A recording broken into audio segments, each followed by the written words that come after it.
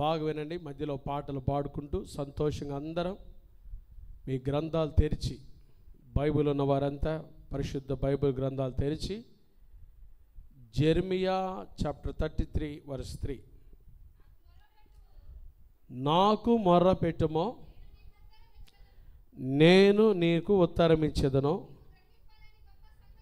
నీవు గ్రహింపలేని గొప్ప సంగతులను,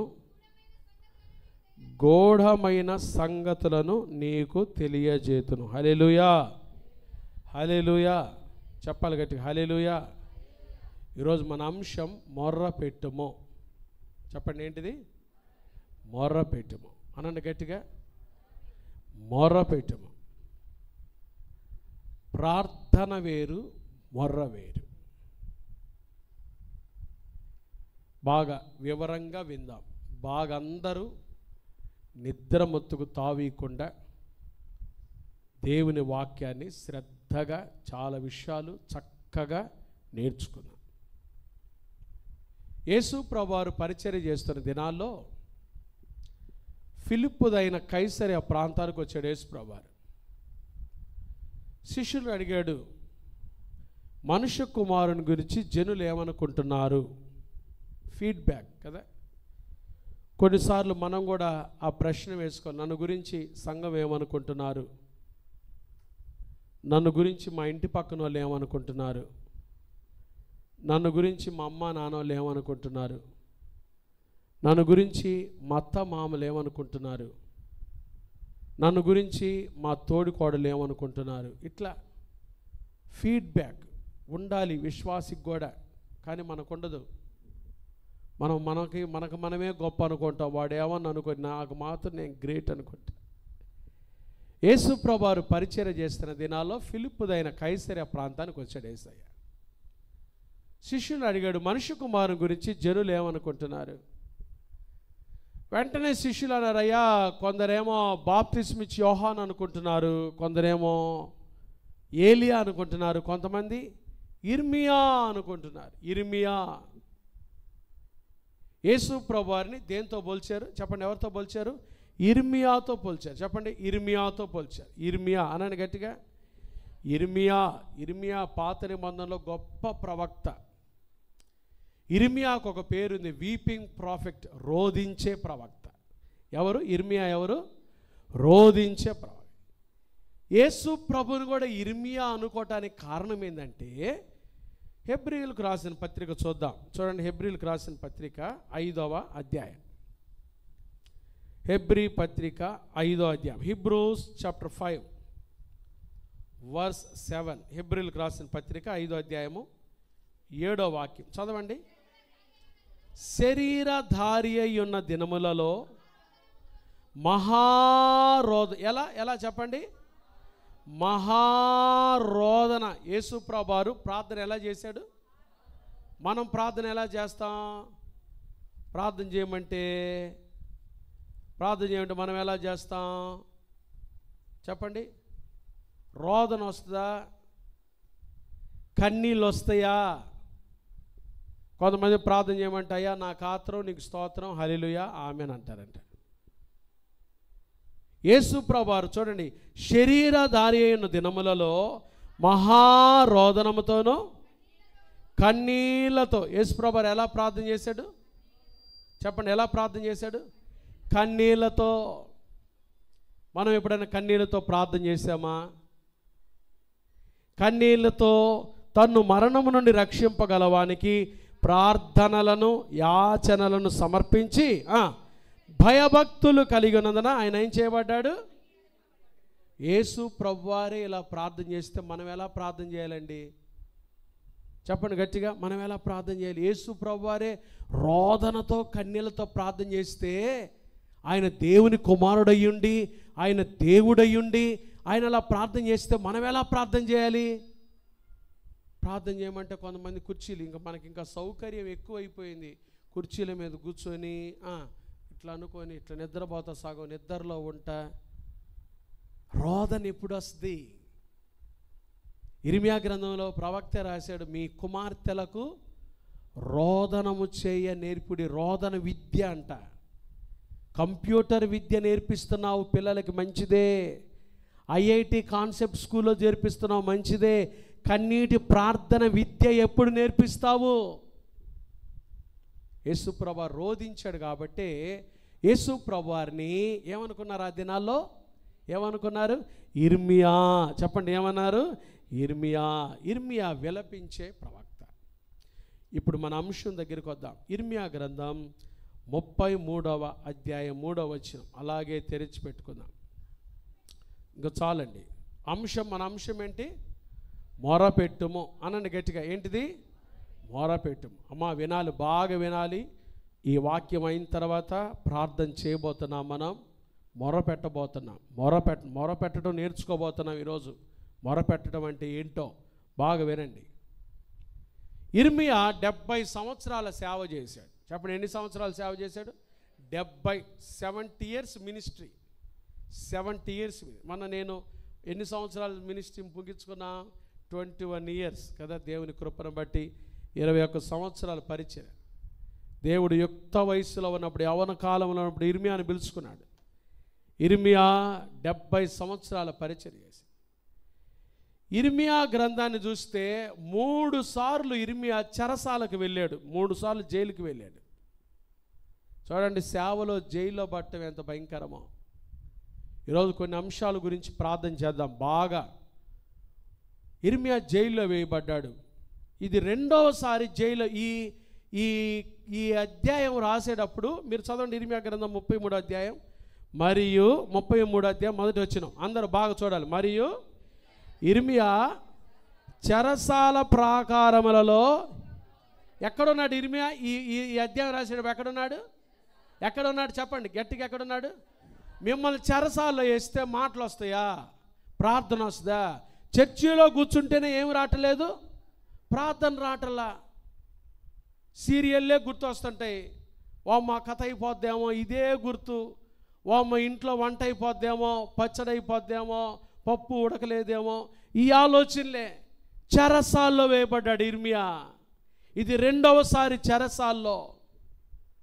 చెరసాల్లో ఉంటే ప్రార్థన వస్తుందా? చెరసాల్లో ఉంటే వేదన వస్తుందా? చెరసాల్లో ఉంటే కన్నీరు వస్తుందా? దేవుని కొరకు. చూడండి, చెరసాల్లో ఉన్నప్పుడు ఇర్మియా ఈ ప్రవచనాన్ని రాస్తాడు. ఇర్మియా ప్రవచన పుస్తకం చాలా గొప్పది. ఎందుకో తెలుసా? దానియేలు మహాజ్ఞాని, గొప్ప అధిపతి. దానియేలే ఇర్మియా ప్రవచనాన్ని కోట్ చేశాడు ప్రార్థనలో. చూడండి, దానియేలు గ్రంథం 9వ అధ్యాయం. దానియేలు, ద బుక్ ఆఫ్ డానియేల్. దానియేలు గ్రంథం 9వ అధ్యాయం మొదటి 2 వచనాలు 3వ వచనం చదువుతారు దేవుని ప్రియులు.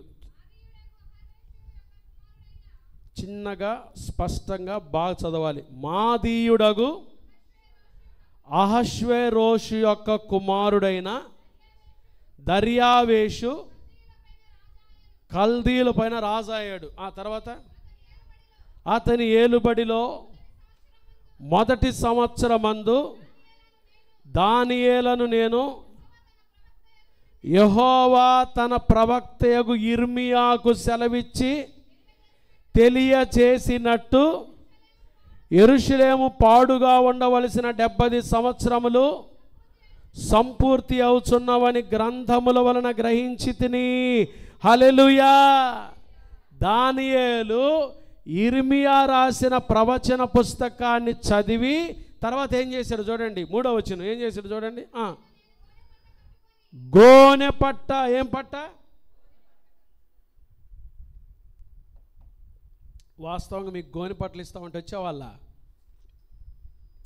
వచ్చేవాళ్ళ మామూలు ప్రార్థనకి అనంతరం ప్రేమ విందు ఉందంటేనే రాటల్లా. ఇంక అట్లాంటిది గోనె పట్టలు ఇస్తారంటే వచ్చేవాళ్ళ. ఇర్మియా రాసిన ప్రవచనాన్ని చదివి దానియేలు ఏం చేశాడు చూడండి. గోనె పట్ట కట్టుకొని ధూళి తలపైన వేసుకొని ఉపవాసముండి ప్రార్థన విజ్ఞాపనలు చేయుటకై ప్రభువగు దేవుని ఎదుట నా మనస్సును. హల్లెలూయా. చూసారా, ఇర్మియా గొప్ప ప్రవక్తేనా? ఎందుకు? ఇర్మియా రాసిన ప్రవచనం ఎవరు చదివారు? దానియేలు చదివి తెలుసుకొని ఆ దేశము పాడుగా ఉండవలసిన 70 సంవత్సరాలు పూర్తి అవుతాయి అని తెలుసుకొని దేవుని సన్నిధిలో ఈ దానియేలు ఏం చేశాడు? ప్రార్థన చేశాడు. ఇర్మియా ఎంత గొప్ప ప్రవక్త చూడండి, ఎంత గొప్ప ప్రవక్త చూడండి దేవుని బిడ్డలారా. మరి అలాంటి ఇర్మియా రాసిన ఈ గ్రంథం అద్భుతమైన గ్రంథం. ఇర్మియాకు ఒక పేరుంది, రోధించే ప్రవక్త, కన్నీటి ప్రవక్త, విలాప ప్రవక్త, వీపింగ్ ప్రాఫెక్ట్. మరి ఇర్మియాని యేసు ప్రభుతో పోల్చారు. మనం కూడా రోదన చేయాలి. ఈరోజు ఇర్మియా గ్రంథం 33వ అధ్యాయము 3వ వచనం మనం అంశముగా తీసుకుందాం. ఇర్మియా గ్రంథం 33వ అధ్యాయం 3వ వచనం చూడండి. దేవుడు చెరసాల్లో ఉన్న ఇర్మియాతో దేవుడు ఏం చేస్తున్నాడు? మాట్లాడుతున్నాడు. హల్లెలూయా. ఎప్పుడు మాట్లాడుతున్నాడు దేవుడు? చెరసాలలో వేయబడిన ఇర్మియాతో దేవుడు మాట్లాడుతున్నాడు. ఇది ఎన్నోసారి చెరలో ఉన్నాడు, రెండోసారి చెరసాల్లో ఉన్నాడు దేవుని కొరకు. ఆ పరిస్థితులు దేవుడు ఇర్మియాతో మాట్లాడుతున్నాడు. ఏమంటున్నాడు చూడండి, 2వ వచనం చూడండి. ఇర్మియా గ్రంథం 33వ అధ్యాయం 2వ వచనం. మాట నెరవేర్చు. ప్రార్థన చేసినప్పుడు గుర్తుపెట్టుకోండి కొన్ని విషయాలు. ఇక్కడ 3 విషయాలు చెప్పి ముందుకెళ్తా, బాగా వినండి. ప్రార్థన చేసేటప్పుడు అమ్మ బాగా వినండి. ప్రార్థన చేసేటప్పుడు గడిచిన దినాల్లో దేవుడు నీకేం చేశాడు అది గుర్తుపెట్టుకొని ప్రార్థన చేయాలి. మాట నెరవేర్చు దేవుడు. గతంలో దేవుడు ఏం చేశాడు తెలుసా? ఇర్మియా విషయంలో ఆయన మాట ఇచ్చి నెరవేర్చాడు. దాన్ని ఇక్కడ ఇర్మియా ఏం చేస్తున్నాడు? జ్ఞాపకం చేసుకోండి. మాట నెరవేర్చే దేవుడు. గడిచిన దినాల్లో దేవుడు నీ పక్షాన కూడా ఎటువంటి కార్యాలు చేశాడో, ఎటువంటి మేలు చేశాడో, పాస్ట్ టెన్స్, మాట నెరవేర్చి యెహోవా. ప్రార్థన చేసేటప్పుడు గడిచిన దినాల్లో, గడిచిన సంవత్సరాల్లో, గడిచిన సమయాల్లో, గడిచిన సందర్భాల్లో నీ జీవితంలో, నా జీవితంలో దేవుడు ఏం చేశాడో అది గుర్తు పెట్టుకొని ప్రార్థన చేయాలి. ఎప్పుడు ప్రార్థన చేసినా మాట నెరవేర్చాడు దేవుడు. దేవుడు ఏం నెరవేర్చాడు? ఆయన ఇచ్చిన మాట ఖచ్చితంగా ఏం చేస్తాడు? నెరవేర్చువాడు. హల్లెలూయా. గడిచిన దినాల్లో మన జీవితంలో దేవుడు నెరవేర్చలేదా? ఎన్నో నెరవేర్చాడు. హల్లెలూయా. ఆయన ఇచ్చిన మాటలు మన జీవితాల్లో దేవుడు ఎన్నో నెరవేర్చాడు. మాట నెరవేర్చాడు. రెండవది ఒకటి మాట నెరవేర్చువాడు. రెండవది స్థిరపరచవలనని ప్రస్తుతం. ఒకటేమో పాస్ట్, గడిచిన దినాల్లో ఏం చేశాడో, ప్రస్తుతం నీ జీవితాన్ని నిర్మిస్తున్నవాడు ఆయనే, స్థిరపరుస్తున్నవాడు ఆయనే. హల్లెలూయా. అవునా కదా? చెప్పండి. ఇది ప్రెజెంట్ టెన్స్, ప్రస్తుతం. ఒకటేమో గడిచిన దినాల్లో మాట నెరవేరుస్తూ వచ్చాడు, కార్యాలు చేస్తూ వచ్చాడు. ప్రభుని జ్ఞాపకం చేసుకొని దేవునికి స్తుతి చెల్లించాలి. ఇప్పుడు దేవుడు ఏం చేస్తున్నాడంటే, స్థిరపరచి మన జీవితాల్లో నిర్మిస్తున్నాడు. మనం స్థిరంగా ఉండాలని. హల్లెలూయా. ప్రభువుకు తెలుసు మనం ఎంత స్థిరులమో. కాసేపు దేవునిలో ఈ రోజంతా ఉంటే మరలా బయటికి వెళ్ళిపోయిన తర్వాత ఇష్టానుసారంగా బ్రతుకుతామని తెలుసు. స్థిరపరచాలని, స్థిరంగా మన భక్తిని ఉంచాలని, స్థిరంగా మన బ్రతుకులు ఉండాలని దేవుని ఉద్దేశం. చూడండి ఎంత గొప్ప దేవుడు. ప్రార్థన చేసేటప్పుడు 3 విషయాలు గుర్తుపెట్టుకొని ప్రార్థన. ఒకటి, గడిచిన దినాల్లో ఎటువంటి కార్యాలు చేశాడో గుర్తుపెట్టుకోండి. రెండవది, ప్రస్తుతం ఏం చేస్తున్నాడు, మన బ్రతుకులు నిర్మిస్తున్నాడు. మూడవది, స్థిరపరచవలని దాన్ని నిర్మించి యెహోవా. మూడవది, యెహోవాను నామము వహించిన వాడే భవిష్యత్తులో ఏం చేయబోతున్నాడో. హల్లెలూయా. చూడండి, గడిచిన దినం చేసిన దేవుడు, ప్రస్తుతం జరిగిస్తున్న దేవుడు భవిష్యత్తులో వదిలిపెడతాడా? చెప్పండి, వదిలిపెడతాడా? తల్లి అయినా మరచునేమో కానీ ఆయన మాత్రం మరువడు. హల్లెలూయా. ఎందుకు భయపడుతున్నావు? నీ భవిష్యత్తు గురించి నీకెందుకు భయం? ఆయన యేసుక్రీస్తు నిన్న నేడు నిరంతరము యుగ యుగములకు ఒక్కటే రీతిగా ఉన్నాడు. హల్లెలూయా. ఉన్నాడా లేడా? చెప్పండి, ఉన్నాడా లేడా? Jesus is same yesterday, today and for ever. ఆయన భవిష్యత్తులో కూడా ఉండేవాడు. నీతో ఎవరున్నా లేకపోయినా, నీతో ఎవరు వచ్చినా లేకపోయినా, నీతో ఎవరు నడిచినా నడవకపోయినా దేవుడు వదిలిపెడతాడా? రేపు అనేది ఉందంటే ఖచ్చితంగా నీ జీవితంలో రేపు యేసయ్య నీతోనే ఉన్నాడు. హల్లెలూయా, హల్లెలూయా. చాలాసార్లు మనం రేపు ఏమైపోతాను, ఏమి కావు ముందు ఆ చింతలు తీసేసుకో. ఈరోజు ఆరోగ్యం ఇచ్చిన దేవుడు, గడిచిన దినాల్లో కృప చూపించిన దేవుడు, ఈరోజు నడిపిస్తున్న దేవుడు రేపు వదిలిపెడతాడా? వదిలిపెడతాడు. చెప్పండి. ఆయన నిన్ను విడువడు, నిన్ను ఏమాత్రమును. భవిష్యత్తులో కూడా ఉంటాడు ఆయన. హల్లెలూయా. రేపు నువ్వు ఉన్నావంటే నీతో ఉంటాడు యేసయ్య. హల్లెలూయా. రేపు ఈ భూమి ఉందంటే నీతో ఉంటాడు యేసయ్య. హల్లెలూయా. అది విశ్వాసి జీవితం. విశ్వాసం అందుకనే దేనికి భయపడ్డు, విశ్వసించువాడు కలవరపడడు. ఎందుకంటే రేపు అనేది ఉందంటే నా జీవితంలో రేపు యేసయ్య ఉన్నాడు నాతో. హల్లెలూయా.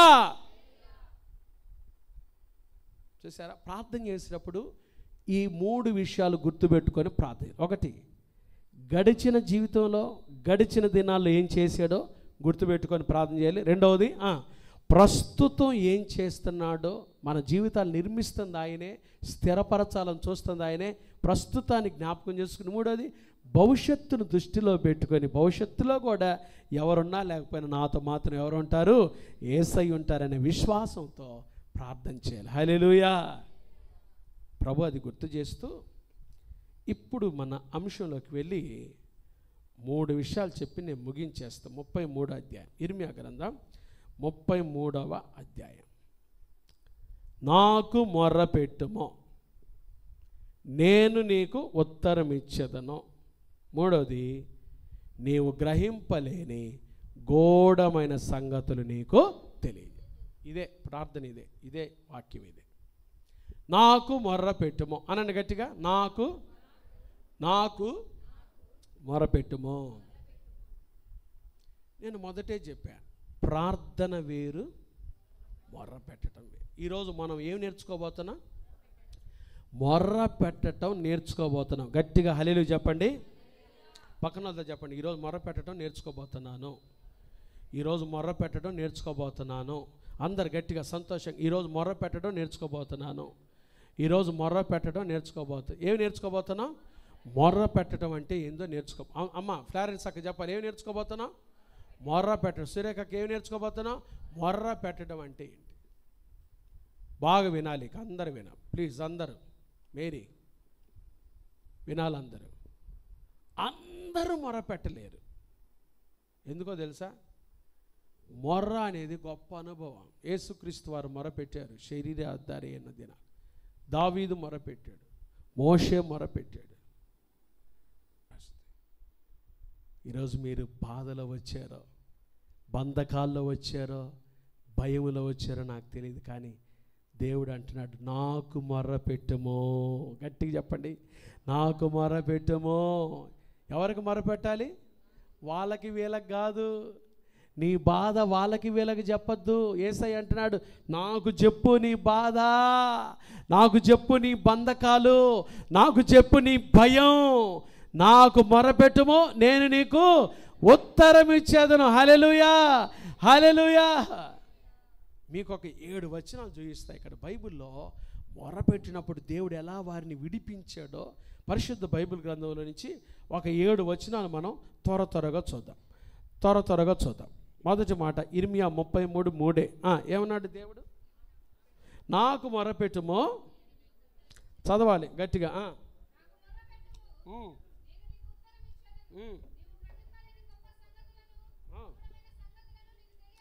Very good. మొదటిగా మొరపెట్టినప్పుడల్లా గుర్తుపెట్టుకోండి, బాగా గుర్తుపెట్టుకోండి, మొరపెట్టినప్పుడల్లా మన దేవుడు మనకేమిస్తున్నాడు? ఉత్తరం ఇచ్చేవాడు. హల్లెలూయా, హల్లెలూయా. అంటే బాధలో ఉండి మొరపెట్టిన, బంధకాల్లో ఉండి మొరపెట్టిన, భయములో ఉండి మొరపెట్టిన, ఖచ్చితంగా నువ్వు మొరపెడితే నీ మొరకు దేవుడు ఏమిస్తాడు? ఉత్తరం ఇస్తాడు. నాకు మొరపెట్టుమో, నేను నీకేమిస్తాను? ఉత్తరం ఇస్తాను. దేవుడు మాట్లాడుతున్నాడు. 2వ వచనం, కీర్తనలు 119. 138వ సంకీర్తన, 138వ సంకీర్తన 3వ వాక్యం. బాగా అందరు తీనియండి. ఈ 7 వచనాలు అందరూ రాసుకోవాలి, చక్కగా చూసుకోవాలి. 138వ కీర్తన 3వ వచనం. నేను మొరపెట్టిన దినమున నీవు ఖచ్చితంగా, దేవుడు మొరపెడితే ఖచ్చితంగా ఏమిస్తున్నాడు చెప్పండి? మొరపెడితే ఏమిస్తున్నాడు అంటే, మొర్ర అంటే ఏమి నేర్చుకున్నాం? బాధలో ఉన్నప్పుడు. దానికి మాటలుంటాయా? ప్రార్థన కాదు, ప్రార్థన వేరు, మొర్ర వేరు. దానికి మాటలు ఉండవు. మొర్ర అంటే బాధలో, రెండవది బంధకాల్లో, మూడవది భయములో ఉన్నప్పుడు మొర్ర వస్తుంది. మొర్ర పెట్టినప్పుడు ఖచ్చితంగా దేవుడు మనకేమిస్తాడు? ఉత్తరం ఇస్తాడు. ఇక్కడ అన్నాడు దావీదు, నేను మొరపెట్టిన దినమున నీవు నాకు ఉత్తరం ఇచ్చితివి, నా ప్రాణములో త్రాణ పుట్టించి. నేను చెప్పా కదా, భయములో ఉన్నప్పుడు ఏమొస్తుంది? మొర వస్తుంది. కాబట్టి భయములో ఉండి మొరపెట్టినప్పుడు దేవుడు ఏమిస్తాడు? ధైర్యపరుస్తాడు. హల్లెలూయా. చూసారా? మొర పెడితే ఖచ్చితంగా ఉత్తరం ఇచ్చే దేవుడు మనకున్నాడు. ఖచ్చితంగా ఉత్తరం ఇచ్చే దేవుడు మనకున్నాడు. అందుకని ఈరోజు మనం మొర పెట్టడానికి వచ్చాం. హల్లెలూయా. మొర పెట్టడానికి వచ్చాం. హల్లెలూయా. ఆయా సమస్యల గురించి మొర పెట్టడానికి వచ్చాం. హల్లెలూయా. మన దేశం గురించి మొర పెట్టడానికి వచ్చాం. హల్లెలూయా. అక్కరల గురించి మొర పెట్టడానికి వచ్చాం. హల్లెలూయా. మన సంఘం గురించి మొర పెట్టాలని వచ్చాం. హల్లెలూయా. మొర పెట్టినప్పుడు ఖచ్చితంగా దేవుడు ఏమిస్తున్నాడు? ఉత్తరం ఇస్తాడు. 2వ వచనం. 3వ వచనం చూడండి. 120వ కీర్తన 1వ వచనం. 120 కీర్తనలు 120 1వ వచనం. నా శ్రమ ఎప్పుడు చెప్పండి? నా శ్రమలో అంటే నా బాధలో నేను యెహోవాకు మొరపెట్టిని, ఆయన నాకు ఏమిచ్చాడు? గట్టి చెప్పండి. ఆయన నాకేమిచ్చాడు అంటే, మొరపెట్టినప్పుడు ఖచ్చితంగా దేవుడు మనకేమిస్తాడు? ఏమిస్తాడు చెప్పండి? ఇప్పుడు చెప్పండి, మొర వేరు, ప్రార్థన వేరు. అవునా కాదా? చెప్పండి. అంటే ఇప్పుడు మనం ఏం చేయబోతున్నాం? మొర పెట్టబోతున్నాం, ప్రార్థన చేయబోతున్నామా? గట్టిగా చెప్పండి. మొర పెట్టబోతున్నాం, ప్రార్థన చేయబోతున్నామా? మొర్ర అంటే ఏంటి? బాధలో నుంచి రోదన వస్తుంది. రోదన. ఈరోజు మనందరం ఇక్కడ ఏం చేయబోతున్నాం? దేవుని సన్నిధిలో మొర పెట్టబోతున్నాం. హల్లెలూయా. మొర పెట్టబోతున్నాం. దేవుని సన్నిధి మన బాధలన్నిటిని గురించి, మన బంధకాల గురించి, మన భయముల గురించి ఆయన సన్నిధిలో మనం ఏం చేయబోతున్నాం? మొర్ర పెడితే ఖచ్చితంగా ఆయన మనకేమిస్తాడు? శ్రమలో నేను యెహోవాకు మొరపెట్టింది, ఆయన నాకు. 4వ వచనం చదవండి. 4వ వచనం. 118వ కీర్తన 5వ వచనం. 118వ కీర్తన, సామ్ 118, 118వ కీర్తన 5వ వచనం. ఇరుకునందుండి నేను యెహోవాకు మొరపెట్టితిని. ఎక్కడి నుండి? ఇరుకులో. గట్టి చెప్పండి. ఎక్కడా? ఇరుకునందుండి నేను యెహోవాకు మొరపెట్టితిని, విశాల స్థలమందు యెహోవా నాకేమిచ్చాడు? ఉత్తరం ఇచ్చాడు. హల్లెలూయా. ఎక్కడుండి మొరపెట్టి? ఇరుకులో. నాకు తెలియదు మీరు ఎంతమంది ఇరుకులో వచ్చారో. జీవితం ఇరుకులో, జీవితం కష్టాల్లో, జీవితం శ్రమలో నడుస్తూ ఉంది కొంతమందికి. ఎటు చూసిన ఇరుకులే పాస్టర్ గారు, ఎటు చూసిన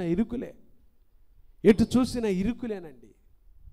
ఇల్లు ఇరుకు, పిల్లల మనసు ఇరుకు, ఈ పక్కింటోళ్ళ మనసు ఇరుకు. ఎంత ఇరకాటమేనండి. ఇరుకులో ఉండి మొరపెట్టండి. దేవుడు విశాల స్థలం ఏమిస్తాడు? ఉత్తరం ఇస్తాడు. హల్లెలూయా. 4 వచనాలు చూసాం. అంటే ఇప్పుడు మనం ఏం నేర్చుకుంటున్నాం? మనం మొరపెట్టినప్పుడు దేవుడు ఖచ్చితంగా ఏమి. 5వది 81వ కీర్తన 7వ వాక్యం. ఆపత్కాలమందు. ఎప్పుడు? ఏ కాలం అండి? గట్టిగా చెప్పండి. ఇదే కాలం. ఆపత్కాలమందు నీవు మొర్రపెట్టగా నేను నిన్ను విడిపించి తిని, ఉరుము దాగు చోటులో నుండి నీకు వదిలిపెట్టాడు దేవుడు. మొరపెట్టినప్పుడు వదిలిపెట్టాడా? చెప్పండి. వదిలిపెట్టాడా? ఎక్కడి నుండి? ఎప్పుడు ఇక్కడ మొరపెట్టింది? ఆపత్కాలములో. హల్లెలూయా. ఏ కాలంలో చెప్పండి? ఆపత్కాలములో, ఆపత్కాలముందు నువ్వు మొరపెట్టగా నేను నిన్ను విడిపించి తిని. ఈరోజు బంధకాలు విడుదల పొందాలి. హల్లెలూయా. భయములన్నిట్లో విడుదల రావాలి. హల్లెలూయా. దేవుడు విడిపిస్తాడు, ఉత్తరం ఇస్తాడు, ఉత్తరం ఇస్తాడు. వదిలిపెట్టాడు ఆయన, వదిలిపెట్టాడు ఆయన. వదిలిపెడతాడు అనుకున్నారా? దేవుడు వదిలిపెట్టాడు. హల్లెలూయా, హల్లెలూయా. ఆపత్కాలమందు మొరపెట్టగా. 99వ కీర్తన 6వ వచనం. ఆయన యాజకులలో మోషే అహరోనులుండిరి. ఆయన నామమును బట్టి ప్రార్థన చేయువారిలో సమూయేలు ఉండెను. ఇందాక చెప్పా కదా, వారు యెహోవాకు మొరపెట్టగా ఆయన వారికి, గట్టి చెప్పండి, ఆయన వారికి ఏమి ఇచ్చాడు? మొర్రవేరు.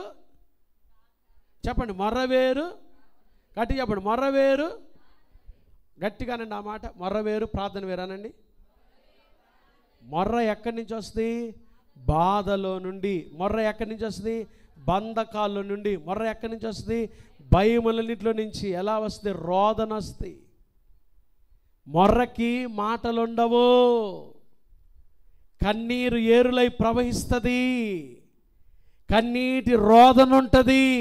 యేసు ప్రభువారిని ఎందుకు ఇర్మియా అన్నారంటే, శరీరధారి అయిన దినాల్లో మహారోదనతో. ఎలా ప్రార్థన చేశాడు? యేసయ్య ఎలా ప్రార్థన చేశాడు? మహారోదనతో.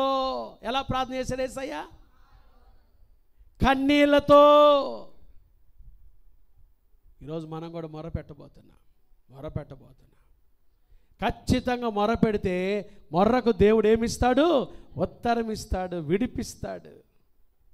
3వ కీర్తన ఇంకొక వచనం, ఆఖరిగా ఇంకో వచనం. 3వ కీర్తన 4వ వచనం. కీర్తనల గ్రంథం 3వ సంకీర్తన 4వ వచనం.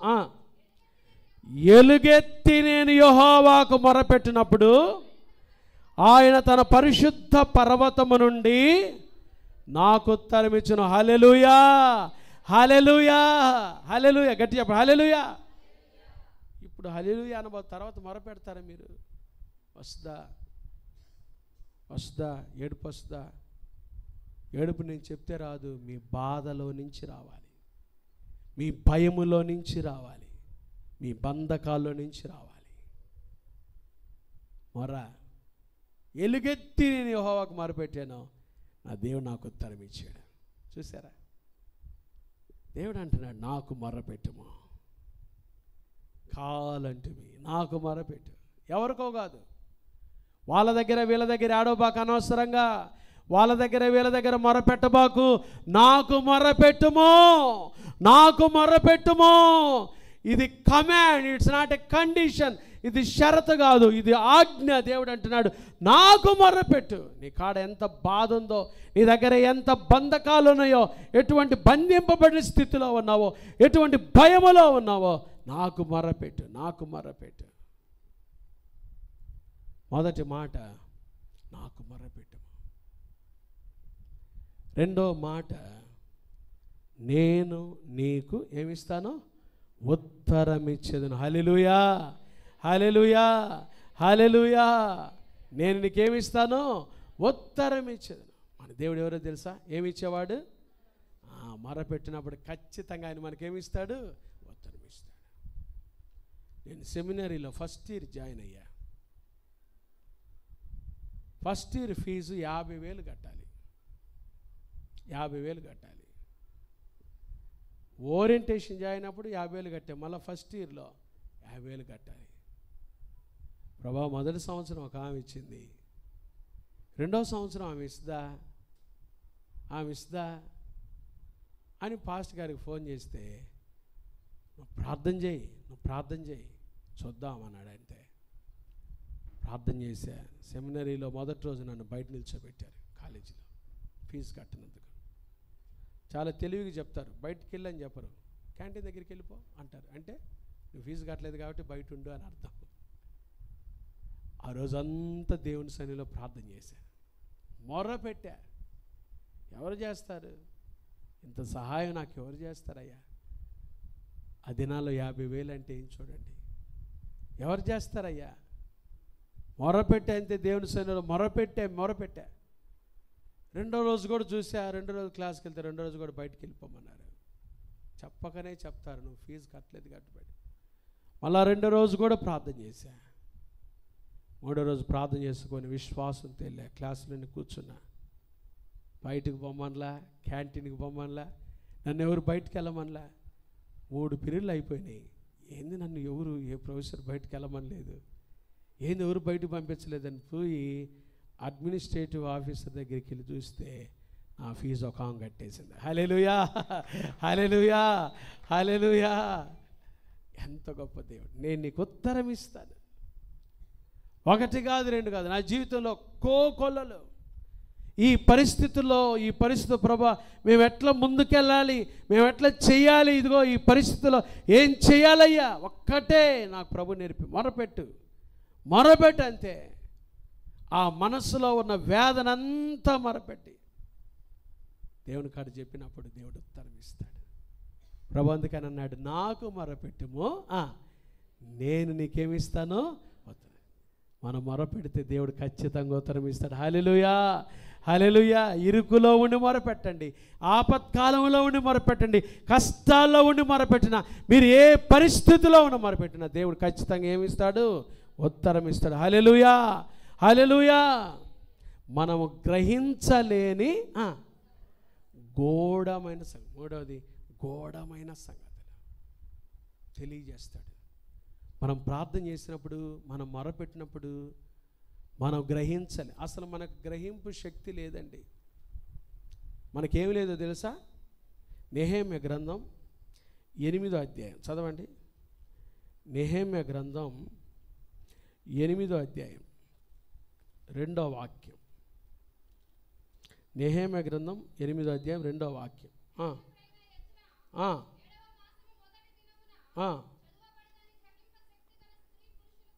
చదువబడు దానిని ఏం కావాలి? అసలు మనకి ఏం కావాలి? అందరూ గ్రహించలేరండి. ప్రార్థన జరుగుతుందయ్యా, బయట కూర్చోవద్దని చెప్తాం కొంతమంది కదా. బయట కూర్చోవద్దు, ఎందుకంటే బయట అటు ఇటు మన కాన్సన్ట్రేషన్ ఏమైంది? దెబ్బతిని. దైవ సేవకుడికి ఏం చెబుతాం? అది గ్రహించలేరు కొంతమంది. అయ్యా, దేవుని మందిరంలో అందరు తగ్గించుకొని ఉండాలయ్యా, దేవుని మందిరంలో ఐక్యత కలిగి ఉండాలయ్యా, దేవుని మందిరంలో ఒకరితో ఒకరు సమాధానం పెడతారు. ఎవరో ఒకరు పుండు పెడతారండి, సాడీలు చెప్పుకుంటుంటారు. ఎవరెవరు ఏం చేస్తుంటారో అది మాకు తెలియదు, కానీ సమస్తం ఎవరికి తెలుసు? ఆయనకు తెలుసు. మనకి గ్రహింపు శక్తి లేదండి. యాజకుడైన శాస్త్రి అయిన ఎజ్రా చూడండి.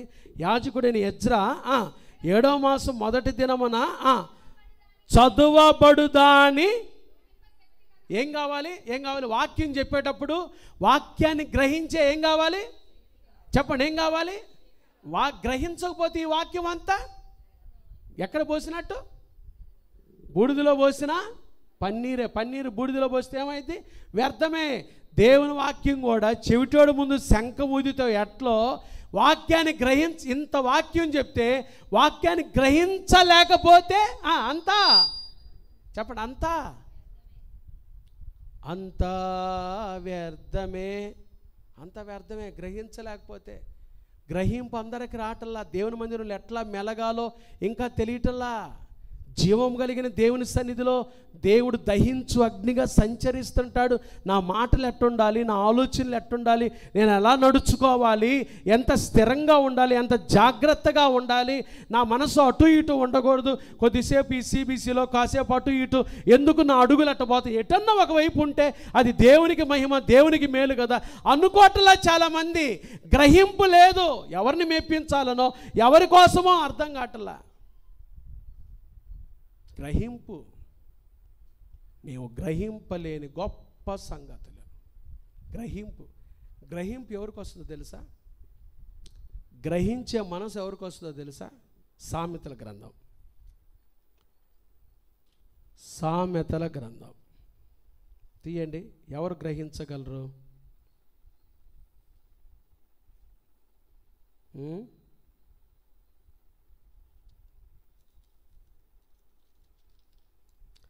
సామెతలు తీసారా? ఆయనను ఆశ్రయించువారు సమస్తమును గ్రహించుదురు అనే మాట చూడండి త్వరగా. సామెతల గ్రంథంలో ఆయనను ఆశ్రయించువారు సమస్తమును గ్రహించుదురు అనే మాట చూడండి.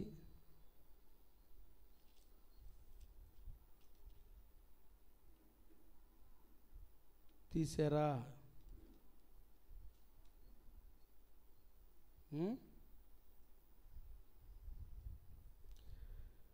సామెతల గ్రంథం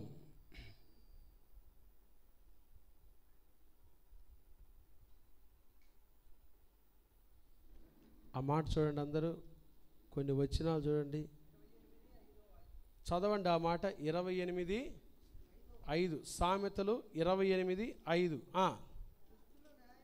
దుష్టులు న్యాయమెట్టిదైనది గ్రహింపరు. చూడండి, దుష్టులకి ఏముండదు చెప్పండి, గట్టిగా వినండి. దుష్టులు ఏం గ్రహించరు? న్యాయాన్ని గ్రహించరంట. బాగా గమనించ, దుష్టులకి ఏమి లేదు, గ్రహింపు లేదు. వాడికి అసలు నేను చేస్తున్న మంచో కాదో తెలియదు. వాడు అలాగే ఒకడి మీద ఒకడు సాడీలు చెబుతాడు. వాడి జీవితం అంతా దుష్టత్వమే. వాడు న్యాయం ఎట్టిదైనది గ్రహించరు. తర్వాత చూడండి, యెహోవాను ఆశ్రయించువారు, హల్లెలూయా, ఎవరు గ్రహిస్తారంట? ఎవరు గ్రహిస్తారు? వాక్యం చెప్పేటప్పుడు కూడా ఈ గ్రహింపు శక్తి ఎవరికి ఉంటుందంటే దేవుని ఆశ్రయించే వారికే. హల్లెలూయా, ఆయన ఆశ్రయించాలి. ప్రభు అంటున్నాడు, నాకు మొరపెట్టుము నేను నీకు ఉత్తరం ఇస్తాను. నీవు గ్రహింపలేని ఏ సంగతులు? గొప్ప సంగతులు. రెండవది గూఢమైన సంగతులు. ఏ సంగతులు చెప్పండి? గూఢమైన అనండి. ఏ సంగతులు? మనం ప్రార్థన చేసేటప్పుడు మనం దేవుని కాడ మొరపెట్టే దేవుడు గూఢమైన సంగతి తెలియదు. గూఢమైన సంగతి ఏంటో తెలుసా? మన రహస్య పాపాలే. కొన్నిసార్లు మనం ఏం చేస్తాం తెలుసా? కప్పేసుకొని ఇది ఎవ్వరికి తెలియదు అనుకుంటాం. కప్పేసుకొని ఎవ్వరికి తెలియదు అనుకుంటాం. కానీ దేవుడు గూఢమైన సంగతులు తెలియజేస్తాడు. నీలో ఈ పాపం ఉంది, నీలో ఈ మనసు ఉంది, నీలో ఈ కోపం ఉంది. నువ్వేమో ఇదే నోటితో మెచ్చుకుంటావు అందరి ముందు. వాళ్ళు పక్కకి వెళ్ళిపోగానే ఇదే నోటితో వాళ్ళని శపిస్తావు. నీ దగ్గర 2 నాలుకల మనసుంది. నీ దగ్గర ఇదే నోటితో దేవుని ప్రజలను దీవిస్తున్నావు, మెచ్చుకుంటున్నట్టే మెచ్చుకుంటున్నావు. బయటికి వెళ్ళిపోయి ఎవరు చూడనప్పుడు ఇదే నోటితో వారిని ఏం చేస్తున్నావు? శపిస్తున్నావు. గూఢమైన సంగతులు. దేవుడు మొరపెట్టినప్పుడు దేవుడు గూఢమైన సంగతులు తెలియపరుస్తాడు. ఈరోజు దేవుని కాడ మొరపెడదా. ప్రభువా, దావీదు 19వ కీర్తన, ఈ వచనం చూసుకొని ప్రార్థన చేసుకుందాం కొద్ది నిమిషాలు. 19వ కీర్తన చూడండి. 19వ కీర్తన ఏమంటాడు చూడండి. దావీదు 19వ కీర్తన 12వ వచనం. 19వ కీర్తన 12వ వచనం. తన పొరపాటులు కనుగొనగలవాడెవడు? నేను రహస్యముగా చేసిన తప్పులు క్షమించి. రహస్యముగా ఎలా అంట? ఎలా అంట?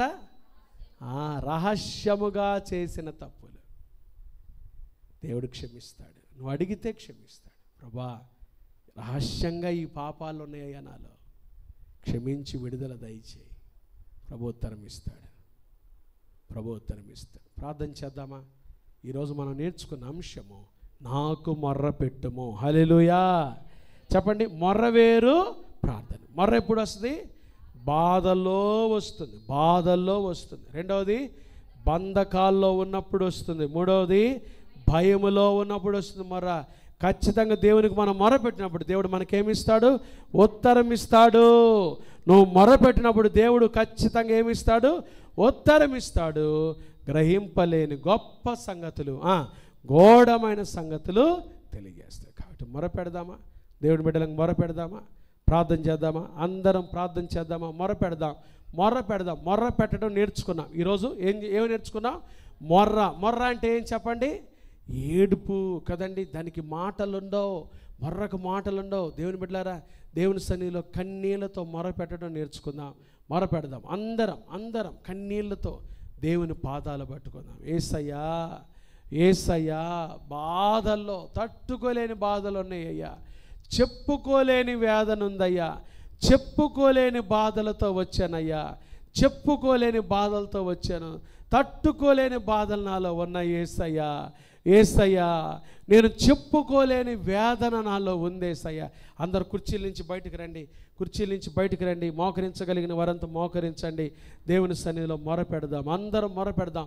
ప్రభు అంటున్నాడు, నాకు మొరపెట్టుమో, నేను నీకు ఉత్తరం ఇస్తాను. నీవు గ్రహింపలేని గొప్ప సంగతులు, గూఢమైన సంగతులు నీకు తెలియజేస్తాను. దయచేసి కొద్ది నిమిషాల్లో ఈ ప్రార్థనా దినాన్ని ముగించబోతున్నాం. కొన్ని అంశాల గురించి ప్రార్థన చేయాలి. మొదటగా మన ఆత్మీయ జీవితాల్లో ఏ రహస్య పాపాలు ఉన్నాయో, ఏ రహస్య జీవితం, ప్రభు అన్నాడు కదా, నాకు మొరపెట్టుమో, నేను నీకు ఉత్తరం ఇస్తాను. నీవు గ్రహించలేని గొప్ప సంగతులు, గూఢమైన సంగతులు తెలియజేసే దేవుడు. మన బ్రతుకుల్లో గూఢమైన సంగతులు ఏవైతే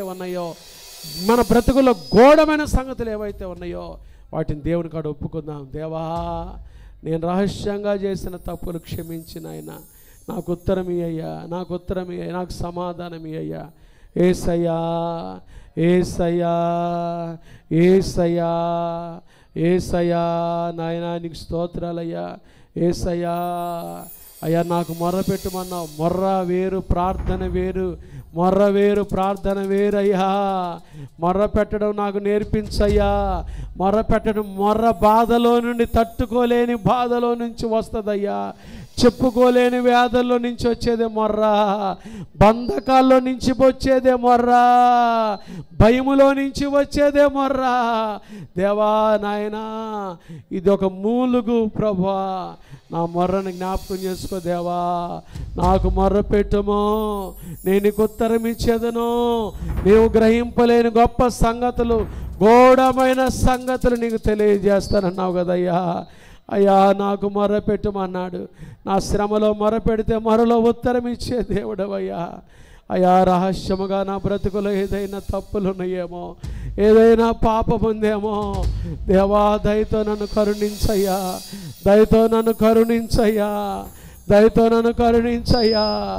నీకు మొర్ర పెట్టడం నాకు నేర్పించయ్యా. యేసయ్యా, నీకు మొర్ర పెట్టడం నేర్పించయ్యా. యేసయ్యా, మొరపెట్టడం నేర్పించయ్యా. అయ్యా మీ సన్నిధిలో నాకు మొరపెట్టడం నేర్పించండి అయ్యా. మొరపెట్టడం నేర్పించండి అయ్యా. యేసయ్యా,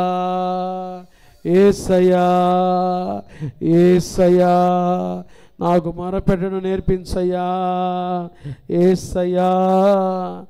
యేసయ్యా, నాకంటూ ఎవరు లేరయ్యా. నాకంటూ ఎవరు లేరయ్యా. ఇదిగో ఈరోజు నీ సన్నిధిలో మొరపెట్టుకుంటున్నానయ్యా. అయ్యా, నా బాధలో నీ సన్నిధికి వచ్చానయ్యా. నా భయంలో నీ సన్నిధికి వచ్చానయ్యా. నా బంధకాల్లో నీ సన్నిధికి వచ్చానయ్యా. అయ్యా యేసయ్యా,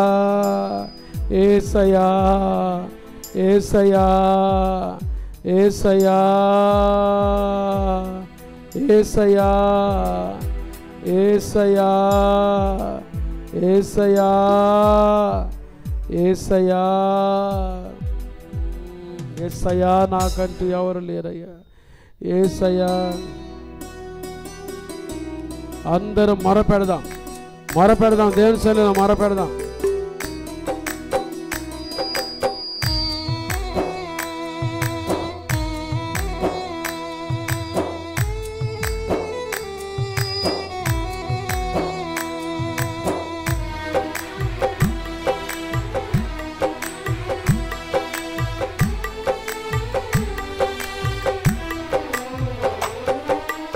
యేసయ్యా, నాకంటూ ఎవరు లేరయ్యా.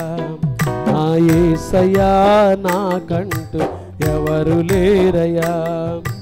నిన్ను నమ్మినే బ్రతుకుచుంటిని, నిన్ను వెదకుచు పరుగెత్తుచుంటిని.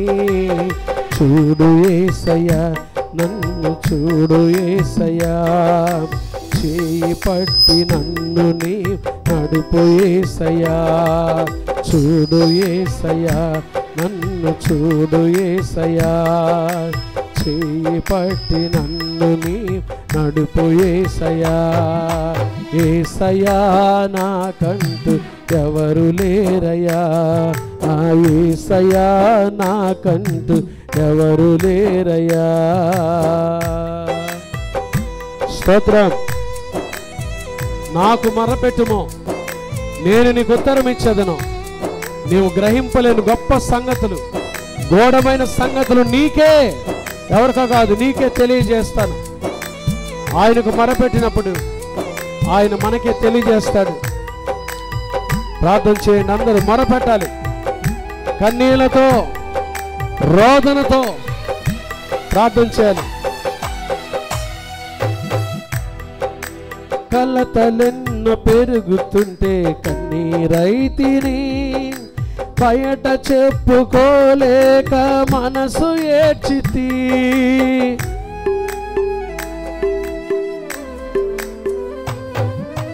కలతలెన్నో పెరుగుతుంటే కన్నీరైతిని, బయట చెప్పుకోలేక మనసు నేర్చితి. లేరు ఎవరు వినుటకు, రారు ఎవరు కనుటకు. లేరు ఎవరు వినుటకు, రారు ఎవరు కనుటకు. చూడు యేసయ్యా, నన్ను చూడు యేసయ్యా. చేయి పట్టి నన్ను నీ నడుపు యేసయ్యా. చూడు యేసయ్యా, నన్ను చూడు యేసయ్యా. చేయి పట్టి నన్ను నీ నడుపు యేసయ్యా. యేసయ్యా నాకంటూ ఎవరు లేరయ్యా. నా యేసయ్యా నాకంటూ ఎవరు లేరయ్యా. నిన్ను నమ్మినే బ్రతుకుచుంటిని, నిన్ను పెదకుచు పరుగెత్తుచుంటిని. చూడు యేసయ్యా, నన్ను చూడు యేసయ్యా. చేయి పట్టి నన్ను నీ నడుపు యేసయ్యా. చూడు యేసయ్యా, నన్ను చూడు యేసయ్యా. చేయి పట్టి నన్ను నీ నడుపు యేసయ్యా. స్తోత్రం. మొరపెడదాం ఆయన సన్నిధిలో.